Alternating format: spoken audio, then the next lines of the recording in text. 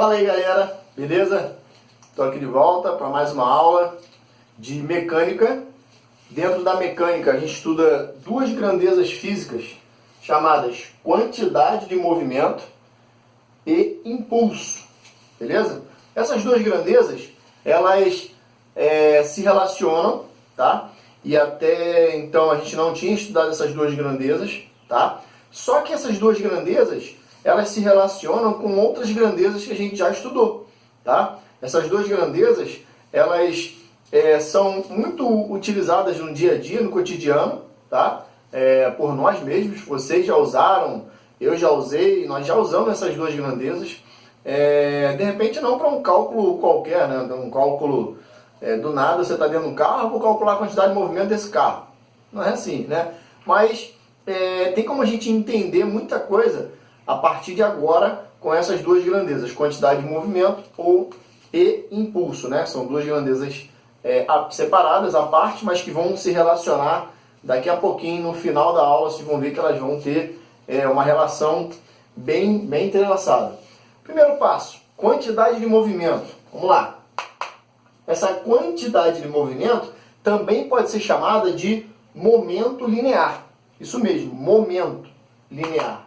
Tranquilo? E essa quantidade de movimento, ou momento linear, né? O nome já está dizendo quantidade de movimento. Eu costumo dizer o seguinte, para você lembrar bem o que seria essa quantidade de movimento, pensa em quanto de movimento um carro possui. Será que é só a velocidade dele? A velocidade com que você possui, né, numa corrida ou numa caminhada de bicicleta, de moto, de carro, de ônibus, de avião, a quantidade de movimento que um corpo possui, o quanto de movimento um corpo possui, não depende apenas da velocidade. Por exemplo, imagina um carro, tá? Um carro popular, um carro simples, a 100 km por hora, e do lado dele uma moto a 100 km por hora. Uma moto comum, tá? Os dois estão à mesma velocidade, né? Estão à mesma velocidade, 100 km por hora. Mas será que os dois possuem a mesma quantidade de movimento? Mesmo momento linear? Bom, não, né? E aí a pergunta é o seguinte, se essa moto, se esse carro a 100 km por hora se colidirem com um muro, tá? Ou com uma casa, ou com um ônibus, imagina que esse moto e esse carro vão se colidir na traseira de um ônibus. Tá? Os dois a 100 km por hora. Imagina que esse ônibus esteja parado. Tá? Na hora que o carro se choca na traseira do ônibus e a moto se choca na traseira do ônibus, você tem um impacto diferente. Né? Um impacto que vai ter um carro bater na traseira de um ônibus e uma moto bater na traseira de um ônibus, ou num muro, ou num poste, o impacto é diferente. Por quê? Porque o impacto é a força de contato que eles vão ter, né? A força com que o carro vai ter na traseira do ônibus ou a moto vai ter na traseira do ônibus. Então a gente vai ver na aula de hoje também a relação entre quantidade de movimento e impulso é justamente relacionar esse movimento com a força de impacto, tá? Então a força de impacto que um corpo tem em cima de outro, né, sobre o outro, através da sua força, vai ser usada hoje, agora aqui nessa aula, beleza? Mas antes de entrar nessa força de impacto, nessa colisão, né, e a gente vai ver primeiro, entender melhor a quantidade de movimento. Então, a quantidade de movimento, lembra, do carro vai ser maior do que a quantidade de movimento da moto, porque quantidade de movimento depende da sua velocidade, beleza? Mas os dois têm a mesma velocidade, mas também da sua massa, tá? Então a massa dos corpos também influencia. Se eu tenho dois corpos com a mesma massa e mesma velocidade, ele possui a mesma quantidade de movimento, né? Porque quantidade de movimento é diretamente proporcional à massa, diretamente proporcional à velocidade. Então se a massa e a velocidade são iguais, a quantidade de movimento são iguais, tá? Se eles possuem a mesma massa, aquele que tiver com a velocidade maior vai ter uma quantidade de movimento maior. Então vamos lá. Quantidade de movimento é massa em quilogramas, beleza? Unidade usada tem que ser quilogramas. E velocidade, isso no SI, Sistema Internacional, tá? Quilogramas para massa. E velocidade, metros por segundo, beleza? Se a velocidade está em metros por segundo, significa que a quantidade de movimento vai ser qual unidade? Bom, a quantidade de movimento não existe uma fórmula específica, né? Tipo assim, um nome diferenciado para essa unidade. A unidade da quantidade de movimento nada mais é do que o que a fórmula está te mostrando, ó. É a massa vezes a velocidade, né? Então é a unidade da massa vezes a unidade da velocidade. Ou seja, quilograma vezes metro por segundo. Essa é a unidade da quantidade de movimento, beleza? Então, quilograma, metros por segundo. Tranquilo? Vamos supor que eu tenha duas situações, duas esferas, beleza? Uma esfera de massa M e uma esfera com o triplo da massa.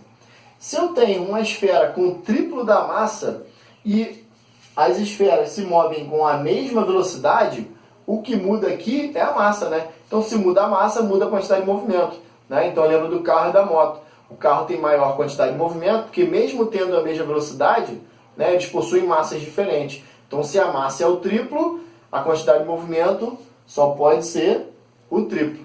Beleza?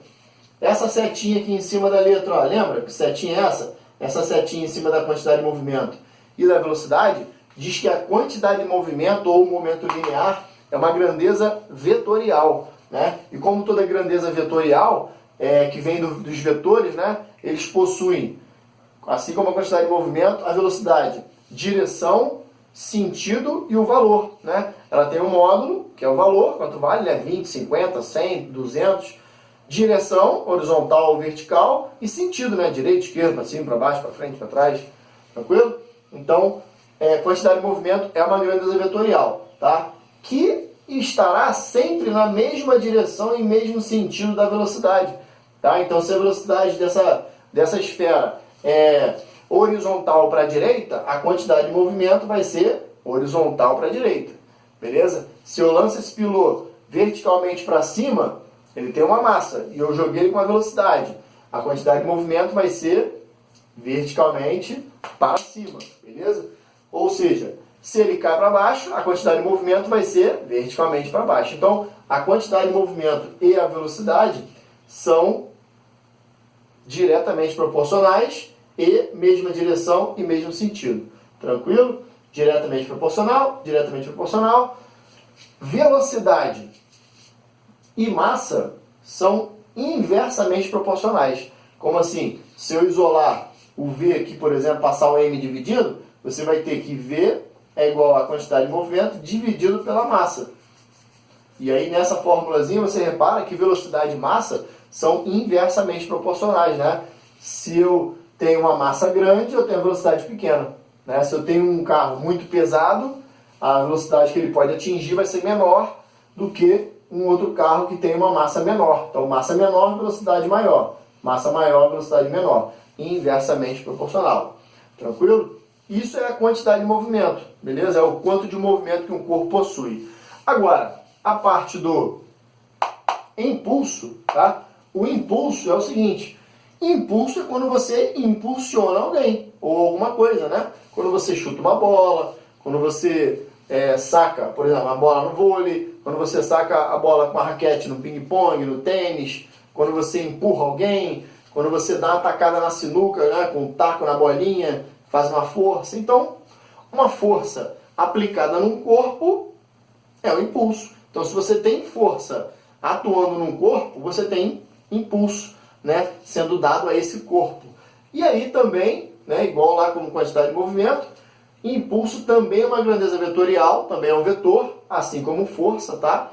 E aí, a mesma ideia, tá? Assim como quantidade de movimento e velocidade tem mesma direção e sentido, impulso e força também, tranquilo? Então, também são diretamente proporcionais, né? Quanto maior a força, maior o impulso, tá?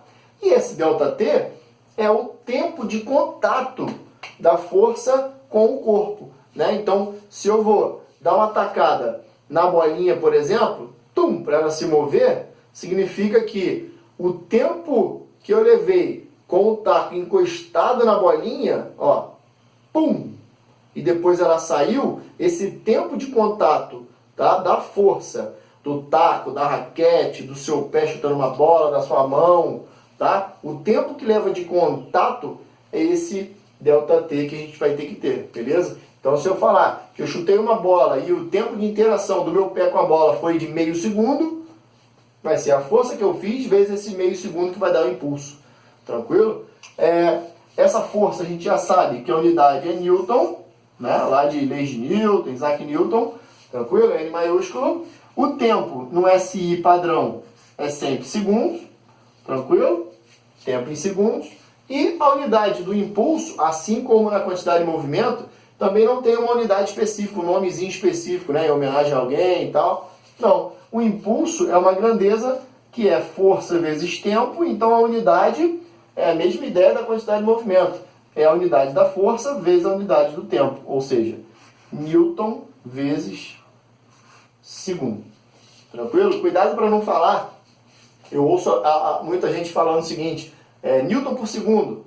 Não é Newton por segundo, é Newton vezes segundo. Por é se fosse dividindo, se fosse N/S. Se fosse divisão. Aí você fala por, né? Tipo, metros por segundo, tá dividindo, tá? Agora, Newton por segundo não, é Newton vezes segundo.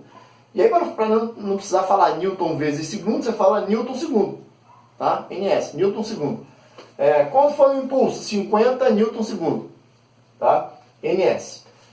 Agora, essa força, ela tem que ser constante, tranquilo? Essa força ela vai ter que ser constante, e se ela não for constante, como assim constante? O valor não varia, né? Por exemplo, dei uma tacada na bolinha, apliquei uma força de 50 newtons, aí a bolinha se moveu.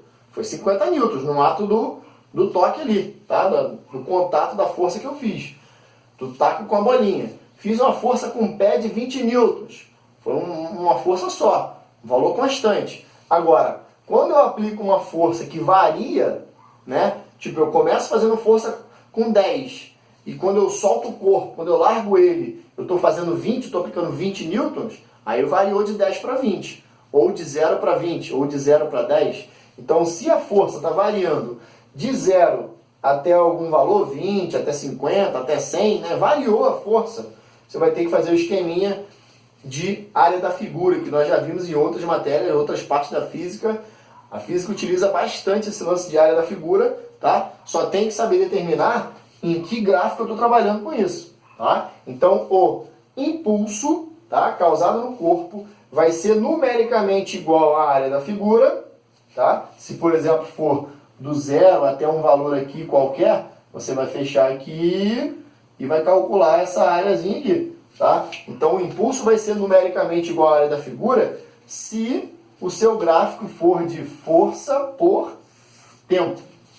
Tranquilo? Se fosse força por distância, força por aceleração, força por sei lá o que aqui, ou então velocidade por tempo, esquece impulso. Impulso só vai ter valor para a área, tá? Relacionado à área, se for força e tempo. Tranquilo? Que vem da formulazinha, né? Então, o impulso pode ser calculado pela área da figura, assim como outras matérias também.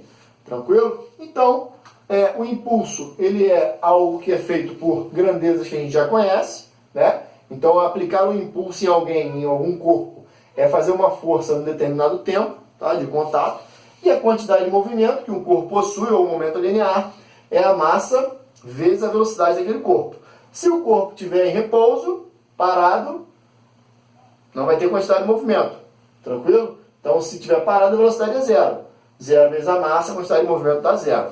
Se não tiver força sendo aplicada num corpo, ele está em repouso, está parado. Então, se você não fez força nele, não vai ter impulso causado nele. Tranquilo? Agora, repara um detalhe, não sei se você percebeu. Quando eu aplico uma força num corpo, imagina uma tacada, um taco, né, na sinuca lá, numa bolinha. Quando eu faço uma força do taco na bolinha, não acontece isso, ó. Força, determinado tempo, pum, a bolinha não se move. Quando a bolinha se move, aqui a velocidade é zero. Qual é a quantidade de movimento da bolinha aqui? Zero. Se a velocidade é zero, a quantidade de movimento é zero. Quando eu aplico uma força aqui, ó, pum, e a bolinha passa a se mover, ela passa a ter velocidade. Ela ganha velocidade, né, com a força que eu fiz. E se ela passa a ter velocidade, ela passa a ter quantidade de movimento. Então, um corpo em repouso não tem quantidade de movimento. Mas depois que eu faço uma força, ou melhor, que eu aplico um impulso nesse corpo, ele ganha velocidade. Então repara, a relação entre impulso e quantidade de movimento é que se eu aplico um impulso no corpo, eu consigo variar a sua quantidade de movimento. Eu consigo mudar a sua quantidade de movimento. Aumentar ou diminuir essa quantidade de movimento, né? Por isso que a gente chega no teorema do impulso. Tá? E o teorema do impulso fala justamente aquilo que eu disse no início, né, da aula, que eu falei que o impulso e a quantidade de movimento, elas são relacionadas, elas vão se relacionar, né? Mas aí como, né? Como eu acabei de falar. Se eu aplico uma força num corpo que estava parado, ele tinha quantidade de movimento inicial 0, passou a ter uma quantidade de movimento, porque passou a ter velocidade. Então, uma força causada num corpo dá a ele velocidade, né? E aí a gente consegue relacionar o teorema do impulso como se fosse isso, beleza? Então você tem o impulso é igual à variação da quantidade de movimento. Então repara, eu tinha um corpo aqui, ó, com velocidade 0, beleza? Se a velocidade é 0, a quantidade de movimento é 0. Aí eu apliquei uma força nele, tá? Uma força qualquer, com o pé, com a mão, tanto faz. E esse corpo ganhou velocidade. Certo? Então a sua velocidade V0, né, que a gente chama de V0, velocidade inicial, era 0, e a sua velocidade final passou a ter um valor. Tranquilo? Vamos, sei lá, vamos botar 10 metros por segundo. Se ela tinha velocidade 0 e passou a ter velocidade de 10 metros por segundo, significa que teve impulso variando a sua velocidade. Então repara, impulso é igual a variação. Lembra do delta? Delta é variação. Variação da quantidade de movimento, né? Então a gente não pode falar, não pode afirmar sempre que o impulso é igual à quantidade de movimento. Não, o impulso não é igual à quantidade de movimento. O impulso é igual à variação. Ou seja, um impulso feito num corpo causa uma variação na sua quantidade de movimento. Tranquilo? E aí, ó, impulso, quantidade de movimento. Aí basta você gravar essa relação. Mas se você for substituindo, né, para calcular alguma coisa, vamos supor que eu tenha dado a massa do corpo aqui, né? Vamos supor que eu dei a massa do corpo, tá? Vamos supor que a massa do corpo aqui é 2 kg e que o tempo de contato aqui foi de 1 segundo da força com o corpo, tá? Levou 1 segundo para eu, empurrar essa bolinha aí. Aí eu pergunto, por exemplo, de quanto foi a força aplicada para poder variar essa velocidade, né? Aí se você quiser calcular a força por aqui, não vai dar, porque não tem o valor do impulso, tá? Aqui não tem força. Eu faço o seguinte, se eu quiser usar o teorema do impulso, eu faço assim, ó, impulso é igual a variação da quantidade de movimento, né? O que é variação? Sempre final menos inicial, né? Então, ó, quantidade de movimento final menos quantidade de movimento inicial. Que é 0. Que final, que é 0 inicial. Tranquilo? Aí eu substituo mais uma vez. Deu uma borrada aqui. Impulso, qual é a forma do impulso? Força vezes tempo. E quantidade de movimento? Massa vezes velocidade final, menos massa vezes velocidade inicial. Esse é o teorema do impulso, tá? Substituído, né? Substituir isso aqui, ó. O I e o Q final e o Q inicial. Aí na hora de fazer o cálculo ali em cima fica mole, né? Assim, ó. F vezes T, que é 1 segundo, a massa. Aí o que eu posso fazer aqui para simplificar esse troço aqui, ó? Eu posso pegar isso aqui e fazer isso, ó. Eu posso pegar aqui e fazer força vezes tempo. Ó a matemática aqui, ó. Tem massa nos dois termos, lembra? Então eu boto um M só em evidência, lembra? M em evidência e faço V menos V0. Também posso usar essa relação aqui, uma massa só, né? E aí eu posso usar ali, ó. A massa é 2 kg, a velocidade é 10 menos 0, que é final menos inicial, né? Aí a força vai ser 10, 2 vezes 10, 20. Passo 1 dividindo, 20 sobre 1, 1. A força aplicada foi de 20 newtons. Essa força aplicada no corpo de 2 kg que eu queria agora somente poder aplicar isso no teorema, beleza? Então, é para mostrar que o teorema do impulso envolve força e velocidade, né? Além de massa e tempo. Tá? Então, é uma fórmula que a gente relaciona força com velocidade. A gente já tinha estudado uma outra fórmula que relacionava força com a aceleração, lembra? A fórmula que relaciona a força com a aceleração, segunda lei de Newton, lembra disso? Então, pela segunda lei de Newton, a gente relaciona a força com a aceleração. No teorema do impulso, a gente relaciona a força com velocidade. Beleza? Então, é uma opção de calcular, outra opção de calcular a força. Tranquilo? Essa é a parte 1, tá? Para poder mostrar a vocês quantidade de movimento e impulso e a relação entre eles, beleza? Na próxima aula, na parte 2, eu vou mostrar a vocês a conservação, quando essa quantidade de movimento vai se conservar, tá? Vai se manter constante, beleza? Conservação da quantidade de movimento e colisões. Lembra do choque que eu falei? Do choque de um carro com o outro, das colisões de uma bola de sinuca com uma outra bola de sinuca, ou então uma bola de boliche com os tacos, né? Quando você joga boliche, derruba os tacos. Então a gente vai estudar na próxima aula colisões, esse choque, né, entre os corpos, conservação da quantidade de movimento. Beleza? Espero que tenham gostado. A física é linda. Abraço!